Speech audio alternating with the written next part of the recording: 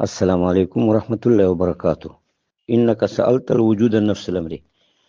الوجود النفس الأمري أي الوجود في نفسه وحد ذاته، أي ما يكون الشيء موجودا باعتبار نفس ذاته، يعني بدون الدخل فرض الفارض باعتبار المعتبر، سواء كان موجودا في الخارج كالزيد وأنت وأنا، الموجودات الخارجية كلها موجود نفس الأمرين أي في حد ذاته، وسواء كان موجودا في ذهن كالمفهومات السابقة، مفهوم الجنس، مفهوم الفصل، مفهوم النوع، هذه كلها مفهومات في حده. مفهوم الفلك، مفهوم الأرض، مفهوم الإنسان، هذه المفهومات كلها في الذهن، إذ المفهوم إنما يكون انتزاعيا، والانتزاعيان توجد في الذهن، فوجود المفهومات في الذهن وجود النفس الأمري،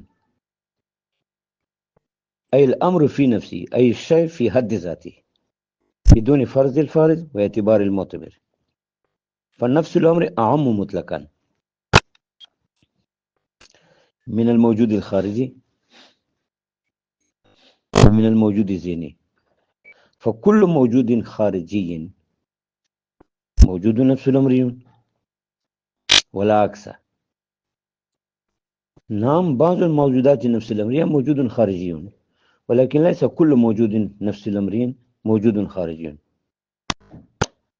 بل يتحقق الموجود نفس الأمر في الذهن أيضا، فإن في الذهن موجود نفس الأمرين وموجود ذهني، وليس بموجود خارجي عن المفهومات. فبين نفس الأمر والموجود الخارجي نسبة العموم والخصوص مطلقا، فكل موجود خارجي موجود نفس الأمرين، وليس كل موجود نفس الأمرين موجود خارجي، فإن الأشياء الواقعية لا الفرضية متحققة في الذهن،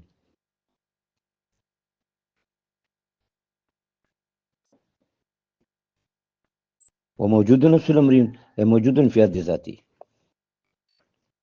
وليس بموجودات خارجية، لأنها مفهومات، والمفهوم إنما يكون انتزاعيا، أي ينتزع عنه الذهن، ينتزعه الذهن، فالمفهومات الذهنية موجودات النفس الأمرية وليس بموجود خارجي، فالنفس الأمري عام مطلقا من الموجود الخارجي.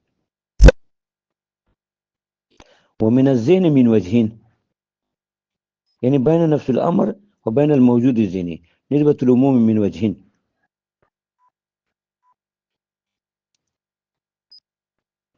فيقتضي المواد الثلاث، فبعض الموجودات نفس الأمرية موجودات ذهنية كالصوادق من القضايا، المفهومات الصادقة إن القضايا الصادقة، فإنها موجودة ذهنية وموجود نفس الأمرين، أي موجود في حد ذاته بدون فرض الفارض واختراع المخترع،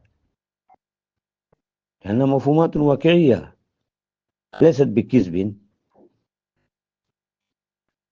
مثل مفهوم قولنا كل إنسان حيوان، فهذه مفهوم موجود في الذهن وموجود في حد ذاته، أي بدون فرض الفارض واعتبار المعتبر، فهذا مادة الاجتماع.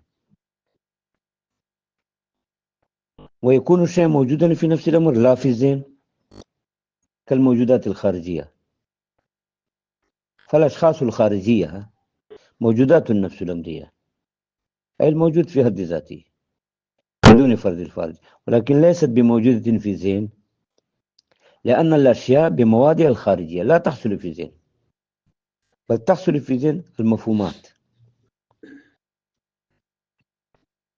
فبعض الموجودات النفس الأمرية ليست بموجودات ذهنية عن الموجودات الخارجية بمواد الخارجية وتشخصات الخارجية وعوارض الخارجية كالزيد وأنت وأنا، فإنها موجود في نفس الأمرين، أي الموجود في حد ذاته، ولكن ليس بموجود ذهني، بل موجود في ظرف الخارج لا توجد في الذهن مع موادها الخارجية.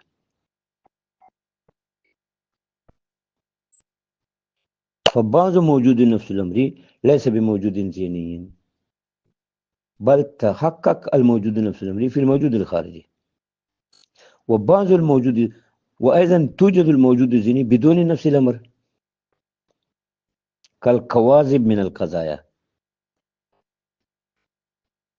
والمفهومات الاختراعية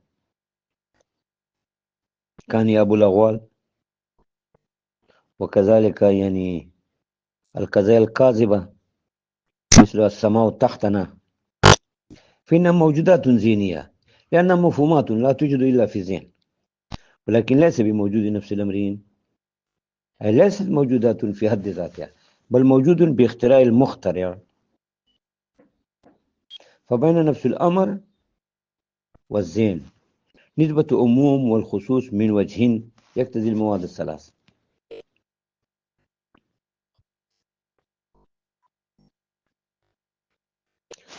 فنفس الأمر والخارج والذهن ظروف بينهما هذه النسبة، فكل موجود خارجي موجود نفس الأمرين، وأما الموجود نفس الأمر فأعم، فيوجد في الخارج وأيضا يوجد في الذهن لا الخارج. وبين الموجود وكل موجود نفس الأمرين، أي يعني موجود نفس الأمر والموجود الذهني بينهما نسبة عموم من وجهين، فبعض الموجود نفس الأمر موجود ذهني، وبعض الموجود الذهني موجود خارج موجود نفس الأمر. نعم، بعض الموجود نفس الأمر ليس بموجود ذهني بل موجود في الخارج، وبعض الموجود الذهني ليس بموجود نفس الأمر كالكواذب، فبينهما نسبة عموم وخصوص من وجه، ومع الخارج نسبة العموم والخصوص مطلقا.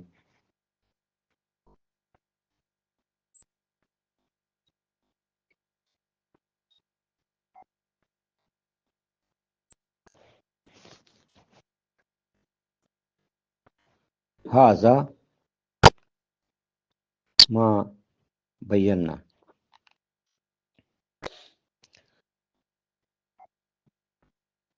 ويمكن أن يكون موجود نفس الأمر مقسما لموجود الخارجي،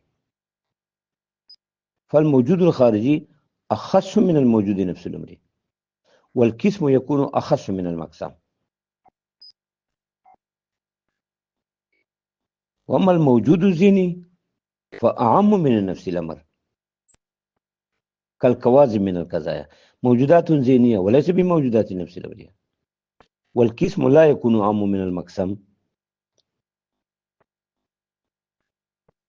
فنفس الأمر ليس مقسم للموجود الذهني، نعم مقسم للموجود الخارجي، إذ الموجود الخارجي أخص من نفس الأمر، وأما نفس الأمر فأعم من الموجود الخارجي، إذ الموجود نفس الأمر يطلق على الموجود الخارجي وعلى الموجود الذهني. هذا والسلام. تاج محمد.